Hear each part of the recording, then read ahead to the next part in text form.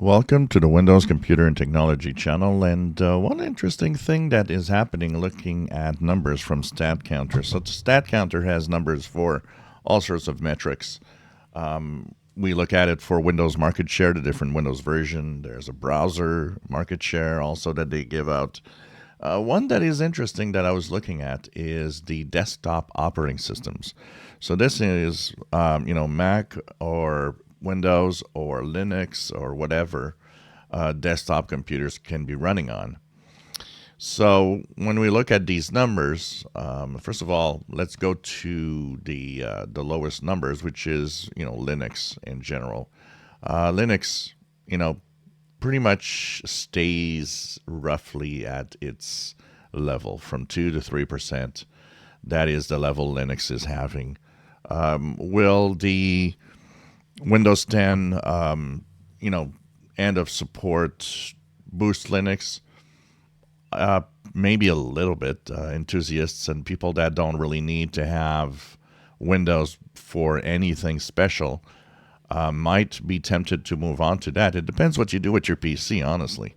For a lot of people, it's impossible. Linux users don't realize at what point Windows is dominant because a lot of the software and hardware just doesn't exist and work on Linux. And that's why, for one part, Windows is so popular also.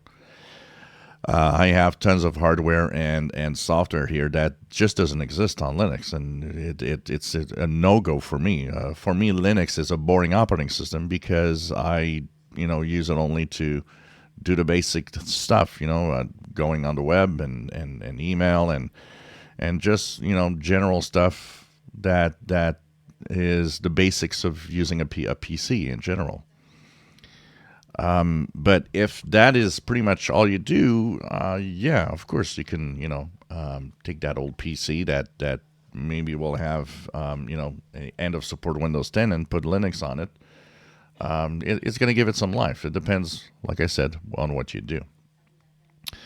The numbers that are interesting to watch is the Windows operating system and the Linux operating system. So, Windows in 2023 went from January 74.4% dominance down to 62 in May. I don't know what happened here in May and June for it to actually gain back to 72%. It's a very weird curve here that I find, which I have a hard time understanding why that is. If it was 72% here, I don't think that Windows users has dropped to the point where it would lose 10% like this in just 6 months. Something happened here that is, I don't know if you guys have an idea. But at the end of December, it's back to 72.7, which is close to the 74% that we had in January, which tend to make me think that Windows users stayed pretty much Windows users for the most part. But there is one thing that is interesting because it does match, and that also is intriguing. So Mac users in January were 15%, climbed to 21, which is very interesting. It's the highest market share I've seen for Mac OS and Mac PCs in a long time.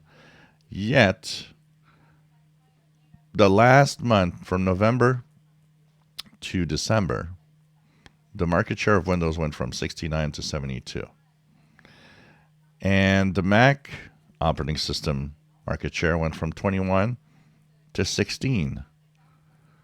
So this is weird because if we look in January, it was 15.3, which means we're ending the year with Mac operating system users or Apple users that are at close to the same level as the beginning of the year, even though there was a big jump. So I have a hard time thinking that people moved from Windows to Mac to realize that they needed to go back to Windows. The December numbers, of course, will probably represent one thing, is that the sales of PCs at the end of the year for the Christmas and the holiday season.